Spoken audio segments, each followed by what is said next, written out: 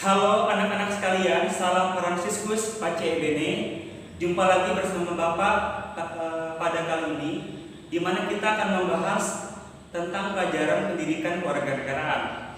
Baik, untuk pertemuan hari ini, Bapak akan menyampaikan materi tentang kasus-kasus pelanggaran hak asasi manusia di Indonesia. Jadi sebelum Bapak mulai ke dalam sesi materi, akan Bapak sampaikan dulu kompetensi dasar dan tujuan pembelajaran untuk pertemuan kali ini. Pertama, untuk kompetensi dasar adalah menganalisis kasus-kasus pelanggaran hak asasi manusia dalam perspektif Pancasila dalam kehidupan berbangsa dan bernegara. Berikutnya, untuk tujuan pembelajaran. Yang pertama, siswa dapat memahami konsep pelanggaran hak asasi manusia dan faktor penyebab terjadinya pelanggaran hak asasi manusia. Selanjutnya, yang kedua, siswa dapat menganalisis kasus-kasus pelanggaran hak asasi manusia di Indonesia. Oke, jadi seperti biasa ya, sebelum Bapak masuk ke dalam sesi materi, akan Bapak buat dulu sebuah games ya untuk menguji konsentrasi kalian sebelum mulai belajar. Oke. Di sini Bapak sudah menyiapkan karton ya. Jadi karton ini itu adalah karton warna. Jadi ada banyak warna yang sudah Bapak siapkan di sini. Oke, contohnya ini ya. Nanti dalam games ini kalian wajib untuk menyebutkan apa warna yang tertera pada karton ini. Misalkan ini ya, ini warnanya biru dan ada tulisan birunya juga. Oke. Tapi dalam games ini kalian jangan fokus pada tulisannya, fokus pada warnanya ya. Karena nanti akan Bapak tukar-tukar kartonnya secara cepat seperti ini ya. Jadi kalian harus menyebutnya secara cepat juga. Oke? Dan jangan terkecoh ya, karena di karton ini juga telah Bapak siapkan warna dan tulisan yang salah. Contohnya seperti ini ya. Warnanya ungu tapi tulisannya putih ya. Jangan sampai salah sebut. Harus konsentrasi. Oke? Ya, akan Bapak ulangi sekali lagi. Ingat, konsentrasi. Sebutkan apa nama warnanya ya. Jangan terkecoh sama tulisannya. Karena ada tulisan yang benar, ada tulisan yang salah juga. Oke ya, kalau sudah paham, kita mulai. Nanti silakan dihitung berapa jumlah yang benar, berapa jumlah jawaban yang salah. Kemudian untuk games ini itu tidak diambil nilai ya anak-anak sekalian. Jadi hanya untuk melatih konsentrasi saja, tidak untuk ambil nilai. Ya, kalau sudah siap akan Bapak dekatkan ke kamera supaya lebih jelas. Oke, siap ya. Kita mulai. 1, 2, 3.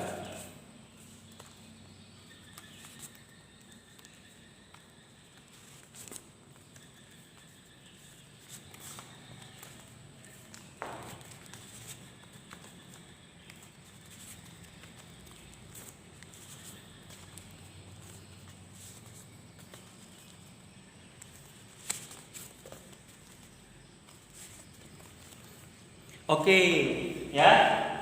Beri aplaus buat kalian. Oke, Bapak harap dari games tadi kalian bisa lebih semangat dalam belajar dan lebih konsentrasi lagi. Baik, tanpa menunggu lama lagi, tolong amati slide PowerPoint yang akan Bapak tampilkan dalam video ini. Kalau ada pertanyaan atau hal yang kurang jelas, tulis di buku catatan kalian dan nanti saat kita belajar di WA, ya silakan kalian tanyakan. Oke, selamat menyaksikan. Oke, pertama-tama di situ ada sebuah gambar. Tolong cermati dalam waktu 15 detik. Setelah itu akan Bapak bahas.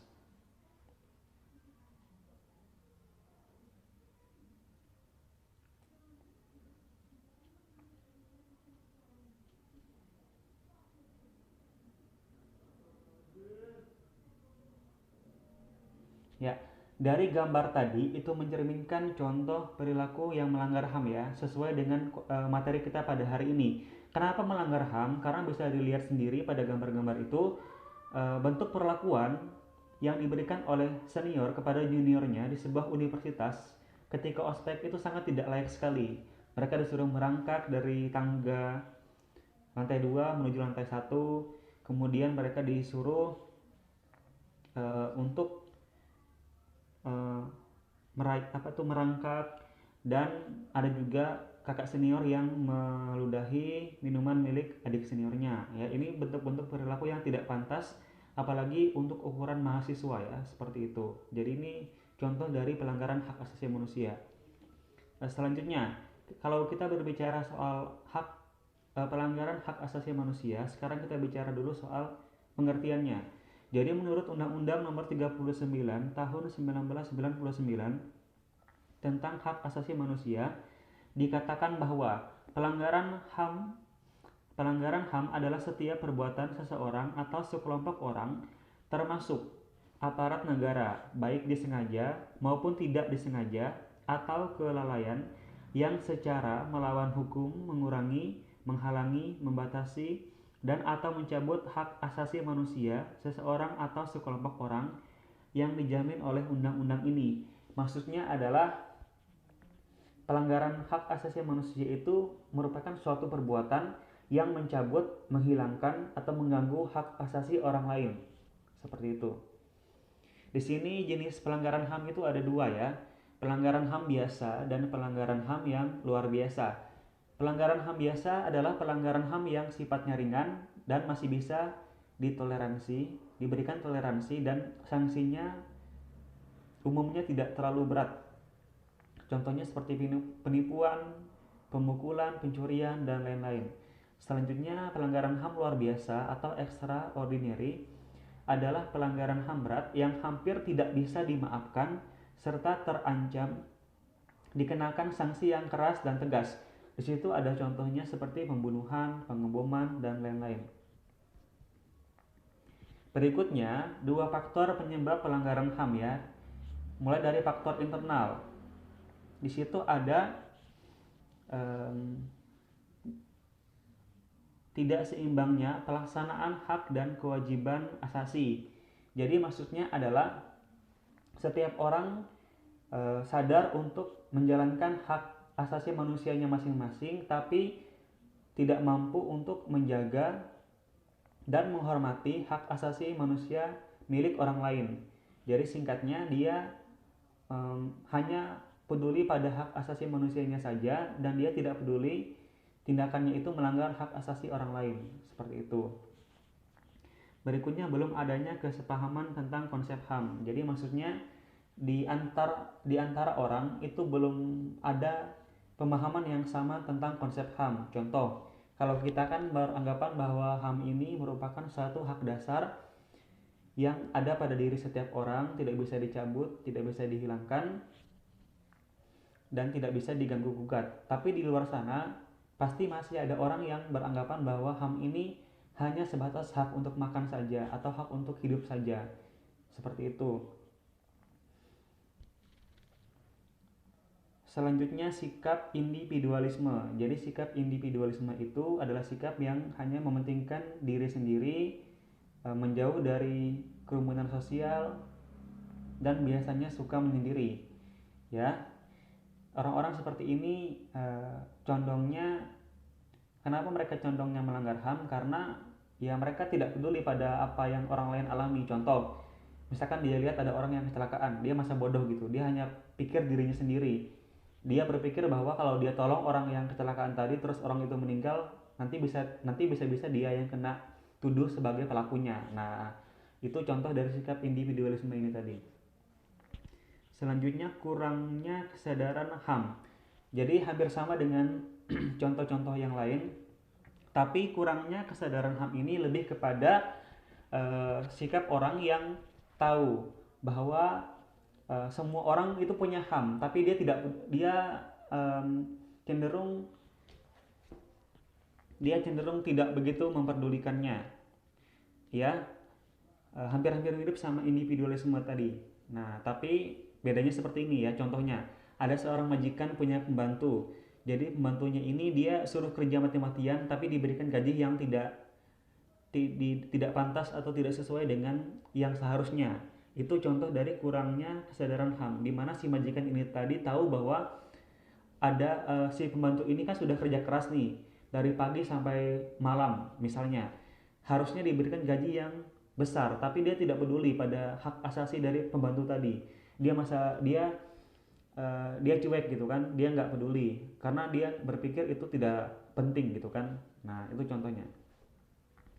Selanjutnya, rendahnya sikap toleransi. Ini artinya masih banyak orang yang rasis, membeda-bedakan suku, agama, dan perbedaan-perbedaan lainnya yang mereka selalu ungkit atau selalu mereka permasalahkan, dan akhirnya menjadi konflik, bisa konflik antar suku, agama, atau ras.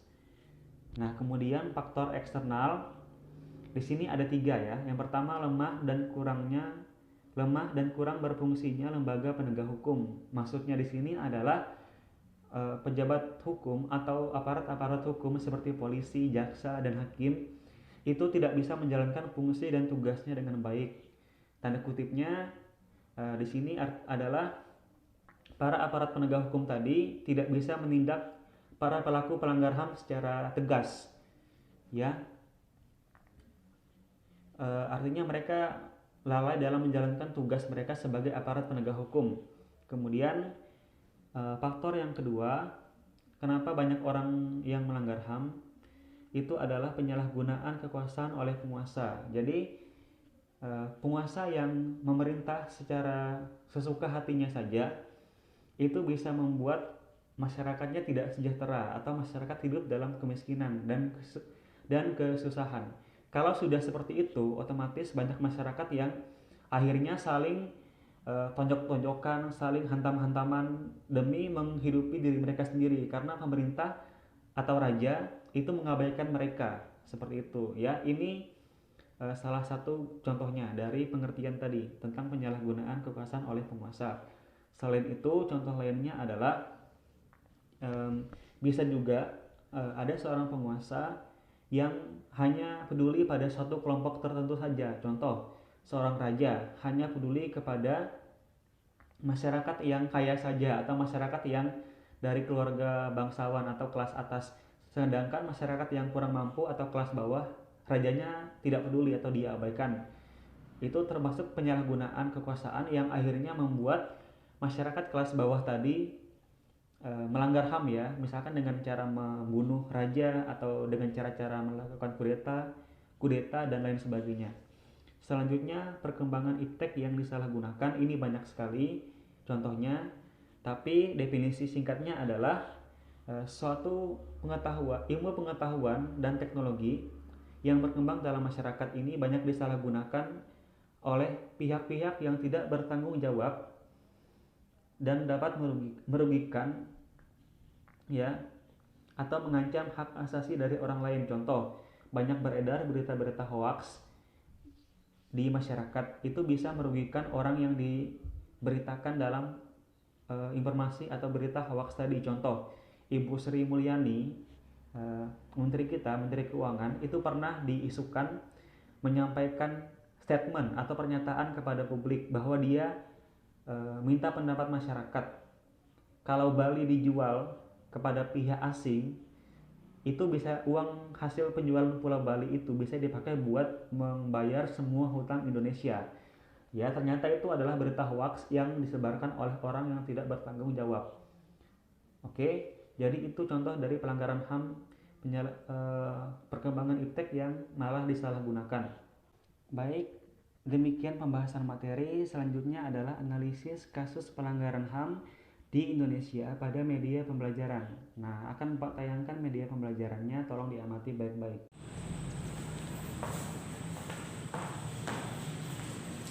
Baik anak-anak sekalian, tadi kan dikatakan dalam slide itu ada media pembelajaran lain yang sudah Bapak siapkan untuk kalian pelajari. Jadi kalau kalian bisa lihat dari tadi kan ada sesuatu di belakang Bapak. Ya, memang sekilas ini kayak hiasan doang ya. Tapi sebenarnya ini bukan hiasan saja, tapi ini merupakan sebuah media pembelajaran yang sengaja Bapak buat ya agar kalian bisa lebih semangat dalam belajar supaya tidak jenuh dan tidak membosankan. Oke, nanti akan Bapak tampilkan satu persatu dari gambar-gambar ini ya. Dan ini adalah kasus-kasus pelanggaran HAM yang pernah terjadi di negara kita, ya. Dan sampai sekarang itu belum terselesaikan. Oke, akan Bapak tampilkan. Selamat menyaksikan. Nama media ini Bapak namakan adalah Garam, ya, Garam, GARAM, atau Gambar Analisis Pelanggaran HAM, ya. Di sini ada 5 contoh kasus pelanggaran HAM di Indonesia. Kita langsung mulai saja, ya. Yang pertama adalah kasus Marsinah. Ya, singkatnya, Marsinah ini adalah seorang buruh di suatu pabrik arloji yang bernama PT Catur Putra Surya, di mana beliau itu menuntut haknya sebagai buruh agar upahnya dinaikkan sesuai dengan peraturan yang diberlakukan oleh pemerintah provinsi. Tapi sayangnya, bukannya didengarkan aspirasi tadi, beliau malah dituduh sebagai provokator dan akhirnya dibunuh dengan cara yang sangat mengenaskan. Selanjutnya, itu adalah kasus Timor Timur. Ya, jadi Timor Timur ini merupakan bekas salah satu provinsi yang dulu pernah menjadi bagian dari Indonesia. Jadi di Timor Timur itu ada sebuah partai yang bernama Partai Pretiling. Jadi Partai Pretiling ini pengen agar Timor Timur itu lepas dari Indonesia. Makanya mereka melakukan pemberontakan, dan puncak pemberontakan mereka itu berujung pada aksi pembantaian dan perang antara Partai Pretiling dengan TNI Polri. Nah, jadi gara-gara akibat dari perang tadi, maka PBB pun turun tangan untuk menyelesaikan masalah ini melalui referendum atau jajak pendapat.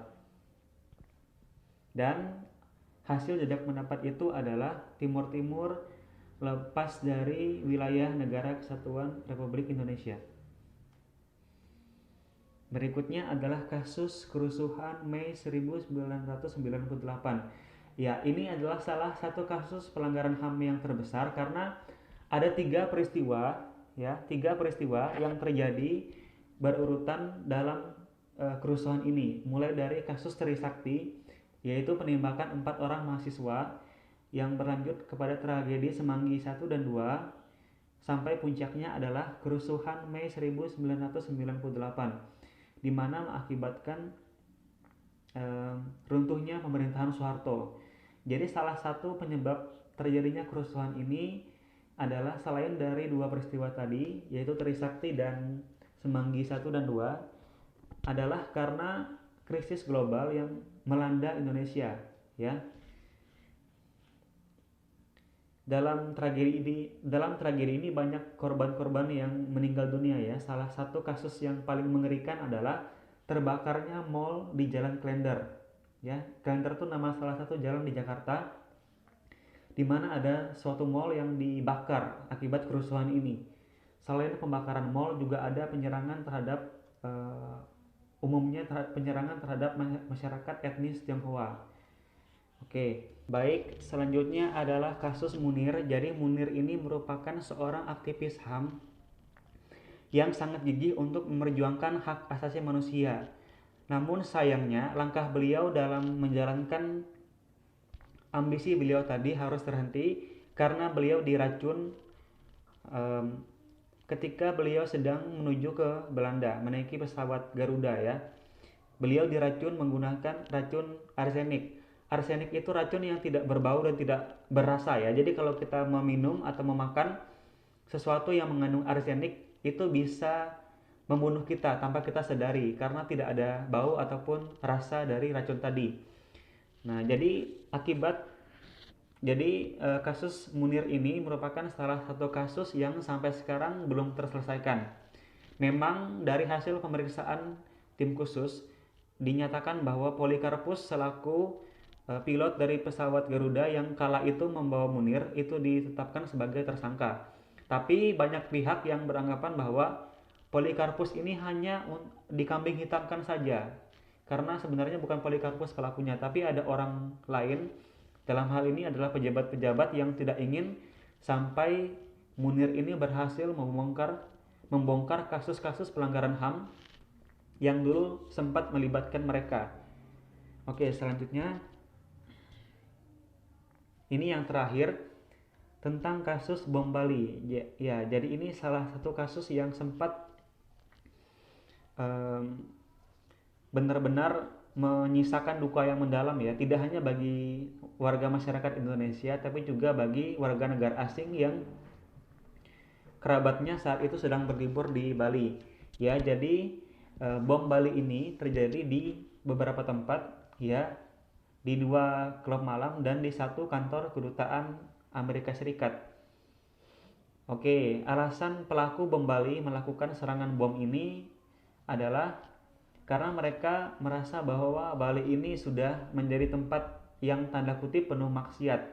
Dalam arti sudah menjadi tempat yang sangat melenceng ya dari nilai-nilai adat istiadat orang Timur atau orang Indonesia pada umumnya.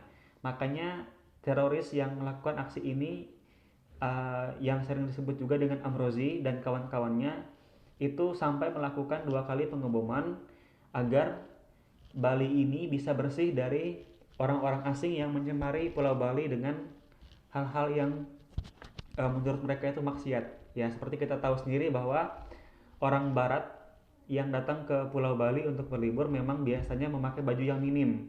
Itu yang menurut orang-orang ini tadi, yang Amrozi tadi, beranggapan bahwa itu hal yang sangat tabu, tidak pantas dilakukan oleh para orang asing tadi. Makanya mereka melakukan pengeboman di 2 klub malam dan di negara Amerika Serikat. Kenapa negara Amerika Serikat? Karena menurut mereka Amerika Serikat adalah sumber dari paham liberalisme atau paham kebebasan yang menjadi sumber dari segala penyakit dan kemaksiatan yang ada di Pulau Bali. Oke, demikian penyampaian dari Bapak. Terima kasih. Mohon ikuti kegiatan yang selanjutnya.